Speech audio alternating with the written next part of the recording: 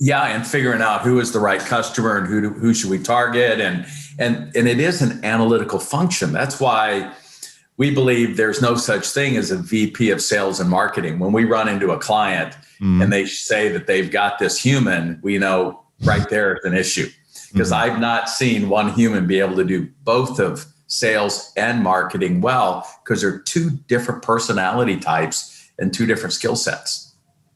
Yeah, right. So many questions for you now, Verne. You got me started now.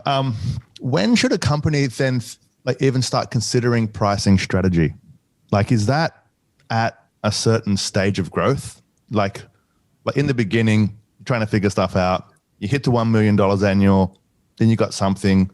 At 10 million, you've got now an operation. At what point should pricing strategy start?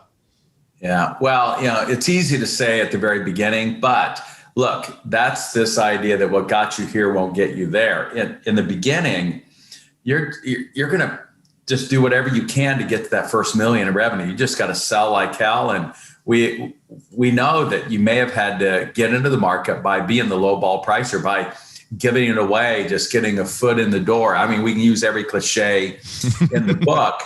The challenge is when you do cross that chasm, you forget to lose those bad habits, and you continue to think that you have to be the low price competitor in the marketplace, while as you scale, you're piling on all these other costs. And so what ends up really happening is your gross margins get squeezed. So you may have the revenue, but your margin's gone, and that's a death knell. Yeah. There's a number you got to watch closer than anything else. It's gross margin.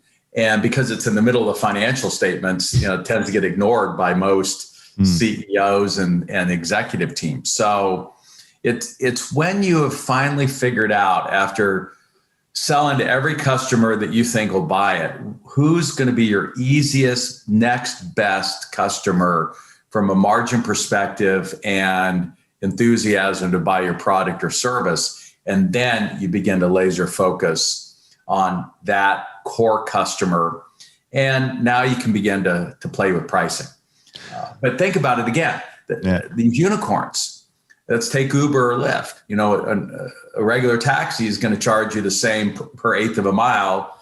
It may have a night charge or an airport charge, but it's pretty much the same. Uber and Lyft, they're demand-based pricing. I remember a year ago, you could get a cheap fare down to Denver from Boulder, but it was $235 if you want to get back. They knew you needed to get home.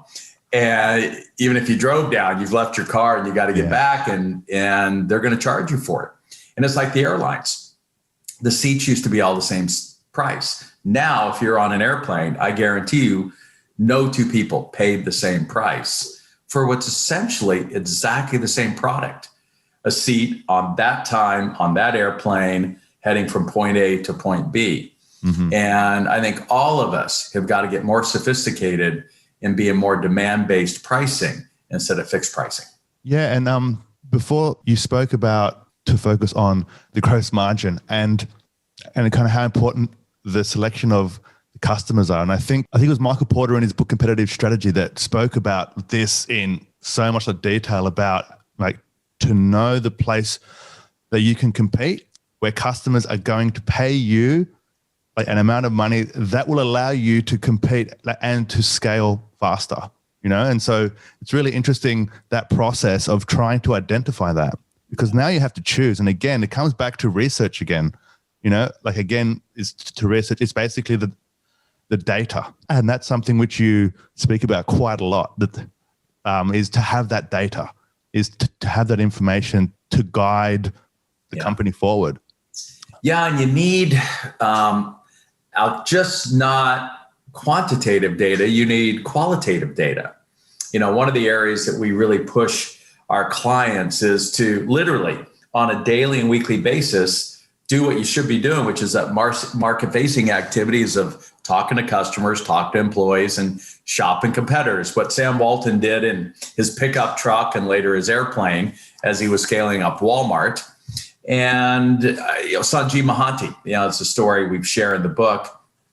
Sanjeev was given a job of leading Benetton in India. Already, a brand that hasn't been doing well, and it was really bad in his country.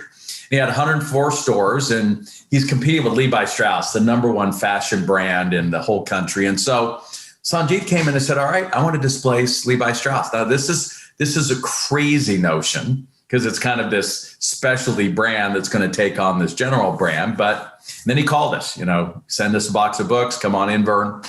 And the key thing we did is I recognized that he and his team had really had no contact, no sense of what was really happening in the marketplace and what was going on in his 104 stores.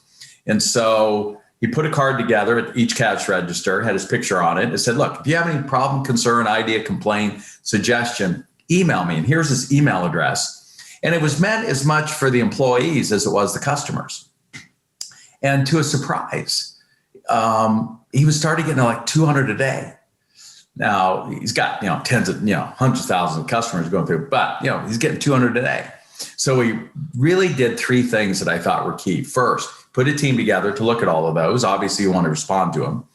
Number two, he looked at the subject lines of every one of those emails coming in. And it's like Warren Buffett reading the headlines of the newspapers around the world each morning to give him a feel for what was the psychology of the market. Sanjeev started to get a real feel for what was dynamically going on every day within his stores, depending on which store and employees or customers. So then, number three, he would choose one that caught his attention, and he would email the person and say, hey, could we have a phone conversation? And look, most folks, to have a chance to talk to the CEO of kind of any company that's a brand, is going to relish that. And one of my favorite stories, it was a Saturday, and the subject line is acid wash jeans falling apart.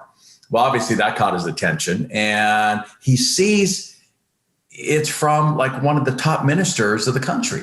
So it's like, hey, there's an opportunity for me to kind of reach out, and he does, and they have a great conversation. He built a relationship there, and also discovered they must have had a manufacturing problem with that batch and got him pulled off the shelves quickly. But so the long story short, he took that so-so brand and it became the number one fashion brand in India in less than 24 months. In fact, about a year ago, he won the Retail Icon Award in India. Now, who'd this upset? Levi Strauss. So where is he today? Levi Strauss. They're like, all right, that's the guy that beat us.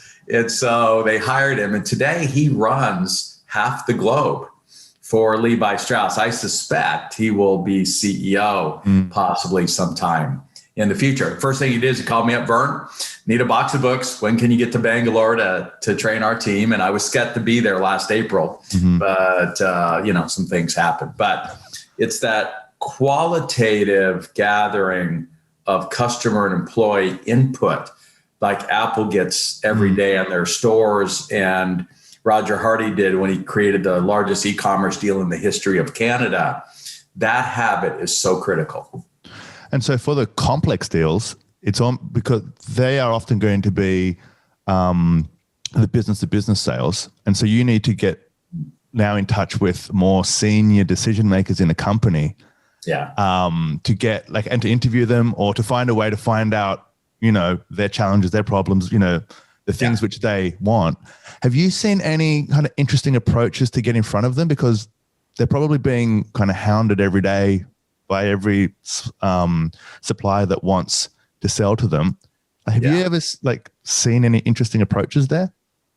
Well, here we're really talking about your existing customers. And so your existing customers, they're really open to having these conversations because particularly if what you provide them is mission critical.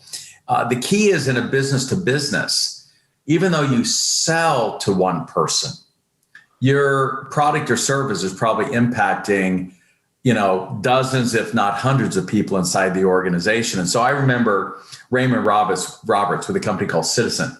They worked with 7 large government agencies in Washington, D.C. So in a way, they felt like they had 7 customers. But the first thing we did was we put a theme together called CSI, Customer Satisfaction Investigation. We use the theme of the crime series CSI. Mm-hmm. And they began calling 20 people inside every day, inside each of those government agencies that they felt were touched, frontline employees and others that were touched by the technologies that they were building, including the citizens that they serve. That's why the company was called Citizent. Mm-hmm. And it was crazy. I died of that for 90 days. And at the time they were about, 20 million in revenue, 15 million, 20. They were on their way to 100 million. They didn't know if they could get there. After a diet of this for 90 days, they said the big thing we learned is there's about $87 million of additional business that we could possibly get within our existing 7 clients. We don't have to get an 8th, 9th, or 10th. And what an eye-opening experience that was. By the way, that launched them, and they were on their way to 100 million and then had a chance to exit beautifully, which we love to see as well. So it's existing customers. I don't, you've got to gather the intel in a different way if it's a prospect. Because you're right, otherwise they're going to get bugged a lot. So what if it is a prospect and you're trying to get into these kind of more complex sales and you want to give them your 3 pricing strategy approach just in case like it's off, right? How would you approach prospective companies? Yeah, it's interesting. You can intuit a lot of stuff by looking at their job postings on LinkedIn and other data scraping. So I think of Galson Neumann in Barcelona, they're an SEM shop. Mm-hmm. And how many SEM firms are there? Like one on every street corner. Exactly. So they decided first they wanted to be the luxury in that space. And first, they do everything different. They only hire PhDs in physics and mathematics. They're bringing a quant, like a Wall Street quant approach to the SEM space, which means that they don't maximize 10,000 or 100,000 keywords. They'll maximize upwards of 1 million plus. Mm-hmm. And so what they do before they go into like cars.com, which I can tell you, they land at, it's a $4 million a month account. Mm-hmm. And they won it on their first meeting. They were up against 23 other competitors. They won it on their first meeting. Is they go out and they scrape the internet for what they're already doing in SEM and intuiting the results they must be getting and the traffic they're getting and all of that data analytics. And they walk in with a report this big that shows, the tens of millions that they're spilling because they're not maximizing enough. And then they do some simulations and show what could be. And I'm telling you, they know more. And what they've learned is they can only go after clients that spend between 2 and 8 million a month. If it's more than that, then the company thinks they're smarter than them and they get embarrassed by the information. Yeah. If it's less than 2 million, it's not enough keywords for them to really work their magic. So they've even learned what is their ideal core customer in this process. But that's kind of the backdoor way that you gather this intel. The other one is through your sales teams. It's amazing. One of the questions that we encourage salespeople to ask when they're out on a customer call or talking to a customer, or even in your own team, mm-hmm. is what do you hear about our competitors? And I remember I'm calling Bill Ritchie one day, a client of ours and good friend, and I'm just checking in with him. I try to call one customer every week. And I'm like, so Bill, what are you hearing from our competitors? And he goes, well, Verne, it's interesting you ask. I got this proposal in from. And it's amazing how if you can find people that do business with the company that you want to go pitch, often they can give you real insights into that organization. So there's different ways that you can get a kind of, remember, all wars and all markets are won through intel. Whoever has the best intel wins. And that's what we're talking about here.